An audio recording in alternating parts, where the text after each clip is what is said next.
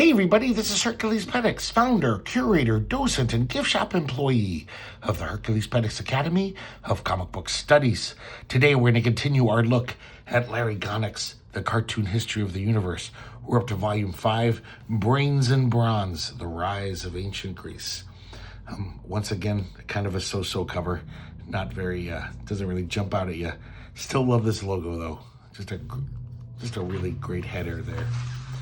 We have an introduction from Larry Gonnick, well, his cartoon avatar, and he apologizes for the amount of sexual matter in this edition, because we're going to be talking about the early Greeks, of course, and it seems basically it's because the Spartans, and we'll get into that, but I mean, the last issue we saw with the Old Testament, there's plenty of crazy stuff.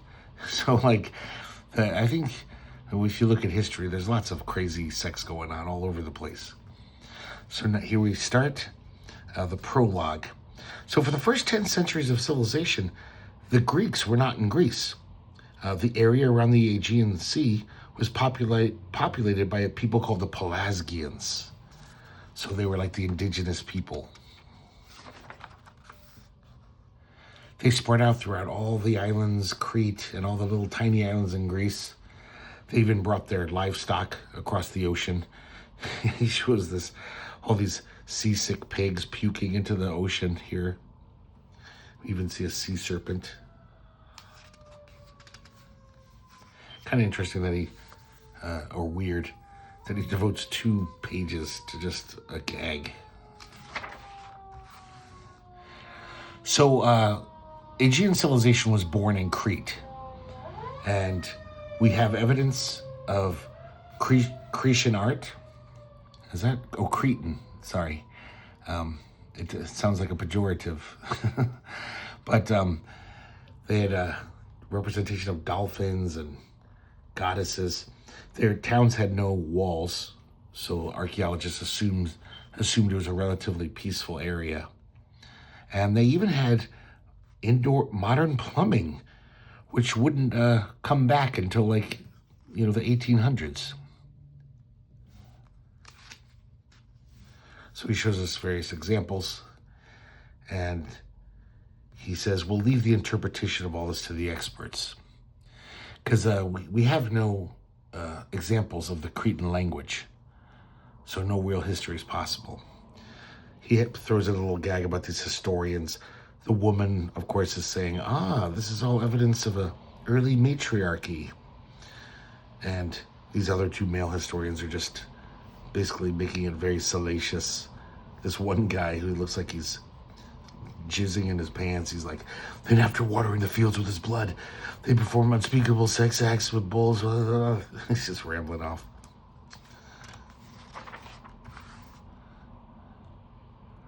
So the earliest Greeks were members of that Indo-European people who first harnessed the horses. We saw that, I believe, 2 issues ago with the Hyksos, the invaders with their chariots. And before them, people didn't ride horses. So it gave them an incredible military advantage. So when these Greeks came down into what we now call Greece, they just conquered everything they saw. By 1400 BC, they had pretty much taken over. They even conquered Crete. They imposed their language and culture on the land. And now we start to see walled cities, because there was conflict between the two, the Pelasgians and the Greeks. They learned a lot from the Pelasgians, though, and they learned cultivation, olives and grapes, cultivation, opium even. But then around 1200 BC, basically a dark age began, where this growing civilization seemed to just descend into chaos. Larry Gonnick gives us an apology here, just that some of the sources he has to rely on aren't really history. I mean, like the Iliad, for example. And there's so many things in this comic where you're like, That's not history. That was a Greek play. I don't think that's based on reality. Who knows, though? So, basically, one of the, all the cities had their own king. So, Pelops was the king of Elis, and he grew really strong, and his descendants ruled all the cities around the lower half of Greece. And because of his name, Pelops, that's why we call it the Peloponnese, this area. One of his sons, Atreus, became king of Mycena. Another one, Thyestes, seduced his wife. So in revenge, he cooked up his brother's children and fed them to him at a dinner. And so he cursed Atreus. He said, may something really bad happen to your children. That was his curse. I bet it was more eloquent in Greek texts. And now there's another curse. Now we see Thebes, which was ruled by Queen Jocasta and King Laos. King Laos, for some reason, he was ran out of Thebes years earlier and found shelter or refuge at the court of Pelops. And for some reason, on his return home, he kidnapped one of Pelops' sons. So Pelops cursed him and said, "May your own son kill you, Theban." So when his wife Jocasta bore a baby boy, they spiked its heels and exposed it on the slope to die. But the child was rescued by shepherds and adopted by the king and queen of Corinth, who named him Oedipus, which means swollen foot. And he makes a footnote. This is very much like the Moses thing. Many cultures have the idea of a baby put out to die, but then found, and who becomes royalty. One day, Oedipus has grown up. The young prince is traveling, and he bumps into Laos, who happens to be just walking on this random road. An argument breaks out, and he kills this guy, having no idea it's his father. Of course, Laos had no idea it was his son. So he moves to Thebes, finds out that the position of king is now open because he just killed them. And through a strange qualifying exam, he becomes the new king. And Jocasta, who is his own mother, of course, becomes his wife. They live for years happily. Neither of them know. He does a footnote about how Oedipus became king. It's the famous riddle of the Sphinx. He solved that, and they made him king for that. It's a very complex story, that Oedipus story. And so years pass, and a plague is raging in Thebes. So, they sacrifice sheep and goats until there's nothing left to sacrifice. And one of the seers says, somebody has murdered his father and married his mother and got away with it. And of course, Oedipus is just like, oh, let's find that guy. That sounds like a bad guy. He has no idea. Eventually, he figures it out. His mom kills herself instantly, and he gouges his own eyes out. I like this. His quote, his beard bedewed with eyeballs. He just walked around with his eyeballs dangling down to his chin, like a tea bag. But see, this is like weird to me. It's this was a play, right? A famous play, Oedipus. And is there any basis in reality of Oedipus? I don't know. I kind of doubt it. I took some history classes. Maybe it is, though. It just seems a little far-fetched. And now we see the Argonauts. They were basically like the heroes. We see Orpheus, Heracles, Castor and Pollux, Jason. These are all not real characters in history. Oh, maybe Jason was a real sea captain, but Hercules? So it's weird how he's just kind of mixing legend and history.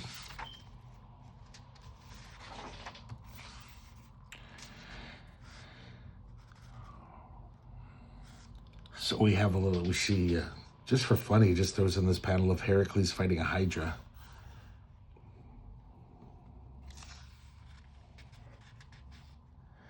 So basically what the Greeks called heroes, they were really basically marauders. You wouldn't want them to come to your town.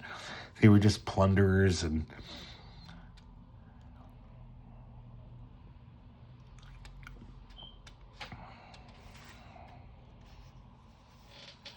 so this is talking about the Theban War, and now we get to the Trojan War, which apparently has some basis in history.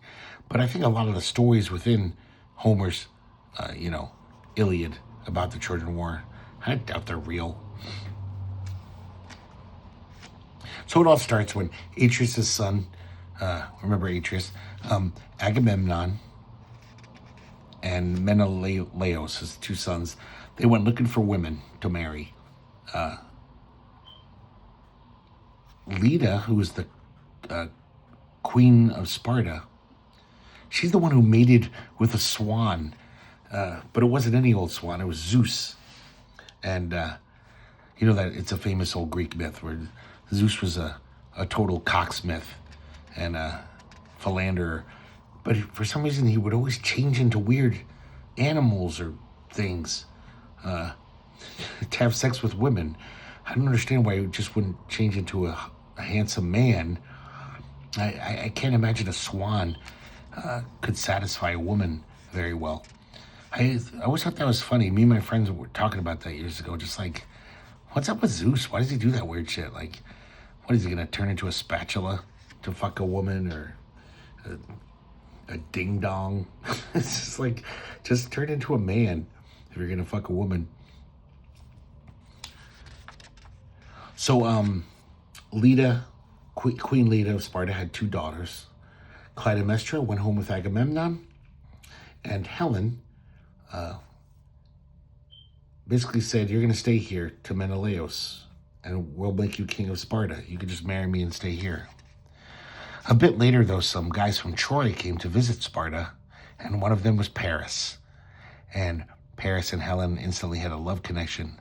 No, I don't understand this at all. There's not one joke that makes this rational. But for some reason, he draws Helen as a goose or a duck of some sort, some fowl. And I don't understand why. I don't get the joke. I don't get the reference. So, of course, Paris and Helen elope back to Troy. Menelaus is bereft.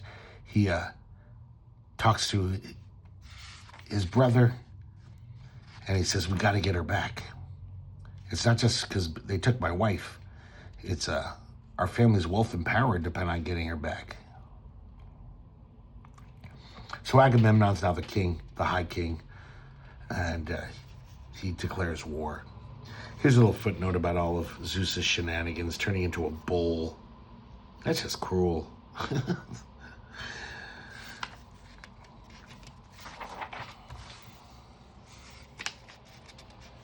So you're probably familiar with the story of the Iliad.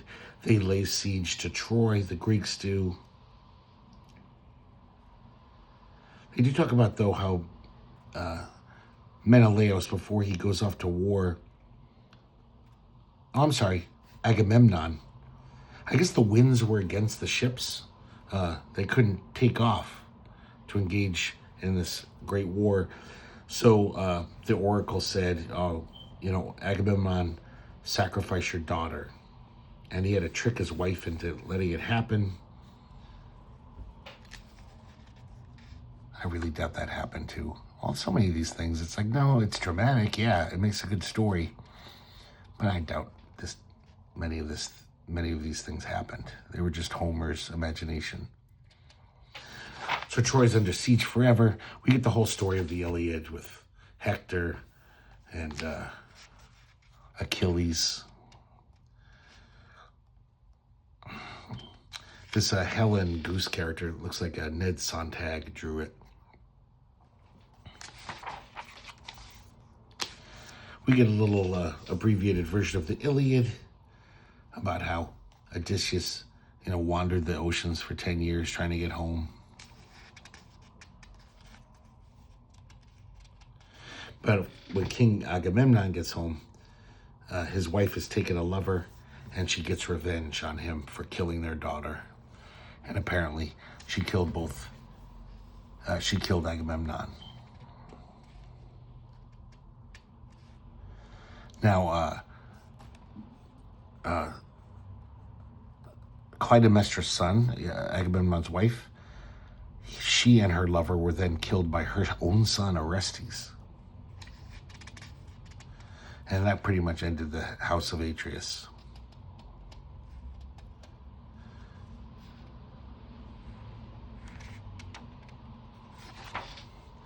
Now we have the Dorians. So around 1200 DC, Greece was invaded by this kind of backward northern tribe, the Dorians. They were Greeks, but they were like, I guess, the country bumpkins of the Greeks. They were the hillbillies. But they had institutions like the Popular Assembly, which, you know, obviously is going to later lead to like the birth of democracy. They were kind of a savage people. They'd very harsh to their enemies. Basically, the Dorians kicked ass. They sent everyone who lived in Greece. Everyone had to leave.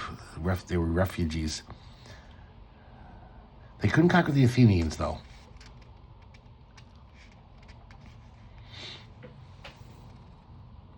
So basically, now Greece is fully into its dark age here, 1200-ish. And we start from that panel we saw 20 pages ago. I never knew this. The early Greeks had a system of writing, linear B, kind of like hieroglyphics, and they lost it during the Dark Ages. It just seems crazy that no one would remember how to write anymore. But then again, writing was pretty much just some aristocrats knew how to do it, you know, merchants and stuff. So even though they lost the skill of reading and writing, technology did advance, and this is when iron becomes refined. Before that, iron was kind of useless for making weapons, but from other areas like Armenia, they knew how to work iron.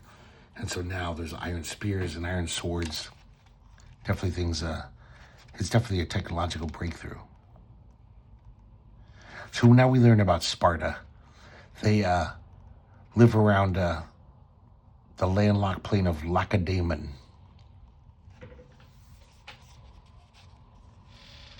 They refined the hoplite phalanx, which in war was revolutionary.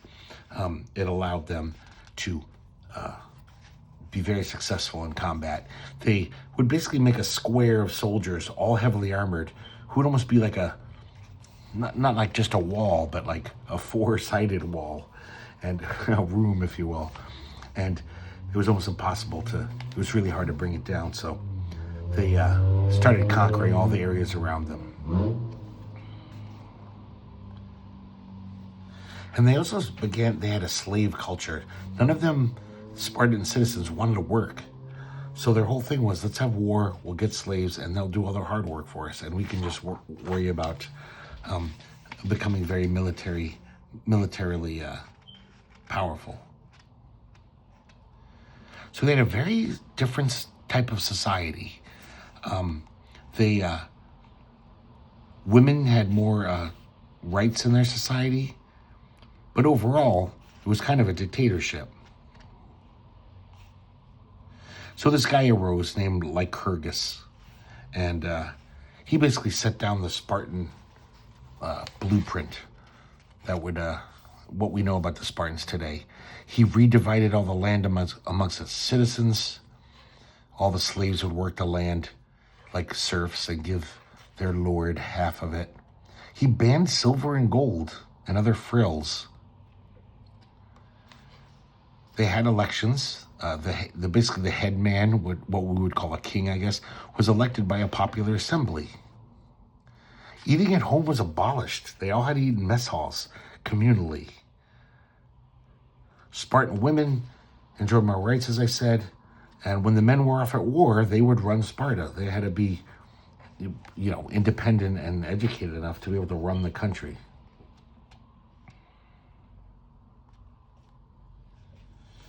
There was no silver and gold in circulation as money. So people just had to carry iron bars around. That was the currency. So, of course, it was almost annoying to be rich. Like, you'd have to like get 10 carts with oxen to carry a lot of money around if you wanted to buy something expensive. So it was almost like a kind of weirdly socialist society, but it was also incredibly militaristic, fascist society. Weak babies were just left to die on the mountain tops. The women were trained in military arts, and they even talk about the early Olympic Games. Little boys basically had to leave their house at 7 and go to these dormitories, like military school basically, which are just incredibly harsh. They'd have 2 baths a year that were cold. They'd get whipped. Oh, it just sounds terrible. Even at age 7 even. But here's the part where I think he was apologizing for. I don't know if it's because of this, but Sparta developed, their society was just different. And it just became very common. It was the practice for like older men in their like late 20s who would like take on a young boy lover and become his mentor. And then even later on, he would like mentor him through life. And as he got older, he'd pick out his wife for him. And a lot of historians, I remember Helen pointed this out in his The Mirror of Love comic, that it made the Spartans maybe better in war because they were fighting for their lovers, you know? They were fighting for people they had great affection for.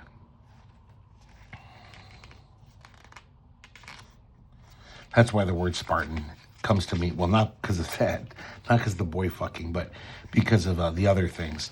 That's why Spartan today means austere, serious, and tough, because that's exactly what they were.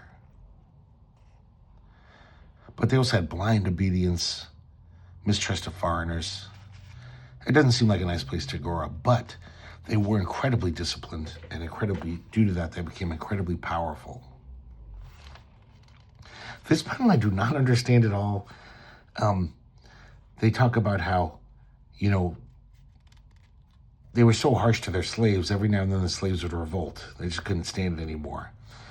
And it says Spartan revenge was unsparing. After one uprising, 2,000 slaves were decked out gaily, then marched out of town and never heard from again. That doesn't seem like unsparing to me. They put them in nice clothes and just said, get out of here. I don't get it. I think I'm missing something. So by 550 BC, Sparta is the powerhouse of Greece.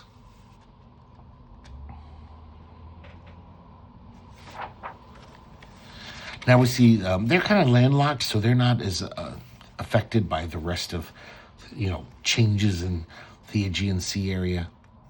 But the rest of Greece is really changing. People are traveling all over, setting up colonies as far away as Italy, on the Black Sea.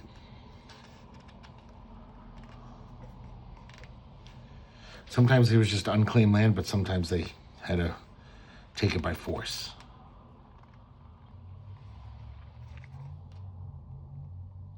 So trade begins again, and because there's actually surpluses of food that they can trade, and also wine.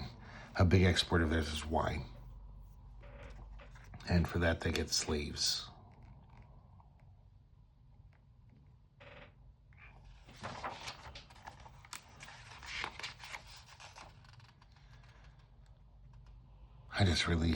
I know I always say this, but I just love how perfect, classic, cartoony his stuff is.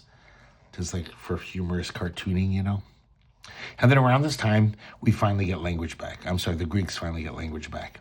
They kind of borrowed from the Phoenicians.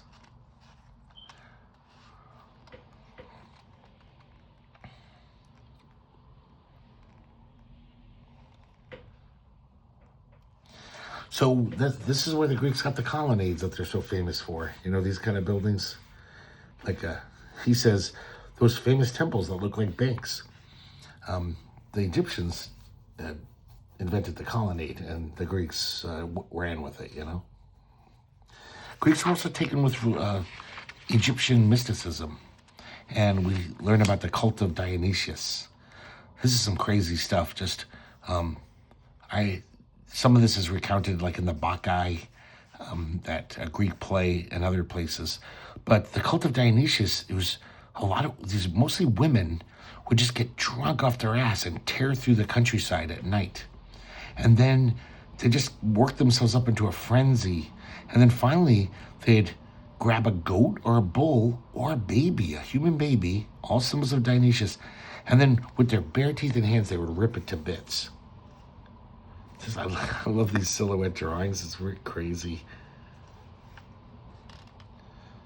So it wasn't a very popular religion because it's fucking nuts, right? But then this one guy went down to Egypt and he saw a play about the god Osiris. And he's like, wait a second, Osiris was cut to pieces. And he was put back together. So he saw that their rituals about Osiris, and they have these like little Osiris dolls with giant phallus, and a string would wiggle it around to celebrate the resurrection of their god. So this Greek realizes that like Osiris is Dionysius.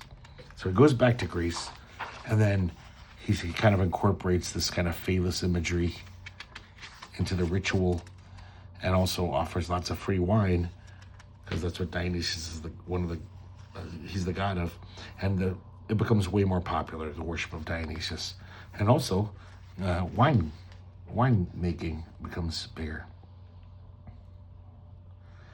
We see Greek theater. I never knew that tragedy comes from the word that means goat song. He doesn't tell us why, what it has to do with goats. Maybe they sacrificed a goat before every play. I don't know. And then, so things are getting better and better in Greece, even though some of the cities are now ruled by tyrants who are very pro-business minded.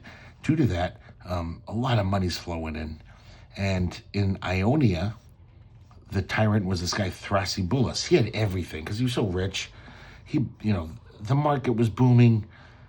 Things were doing so good. He ran out of things to buy, luxuries. So he just decided, maybe I'll get a philosopher. Just a totally useless luxury. And almost make it seem like this was the birth of philosophy, where it was actually a viable career to just sit around thinking all the time. And it takes off. Other kings would hire philosophers. It was almost like having a court jester, you just like, oh yeah, this guy will say some cool, pithy stuff, And so now we see various of the earliest philosophers. And of course, a lot of them made important scientific discoveries. And it wasn't just like they were sitting around thinking about what came first, the chicken or the egg. They were like, one of them was Pythagoras. And we see here his kind of Larry Gonnick's distilling his, discoveries and how he solved the universe through math. And of course, the Pythagorean theorem is from him. And basically, he proved the existence of irrational numbers, which was a huge thing for math. I like when he's so pleased with his discovery that he sacrifices 100 bulls to the gods. And we see these burning bulls, one of them still alive. He's like, now that's irrational. And now we have a little preview for next issue.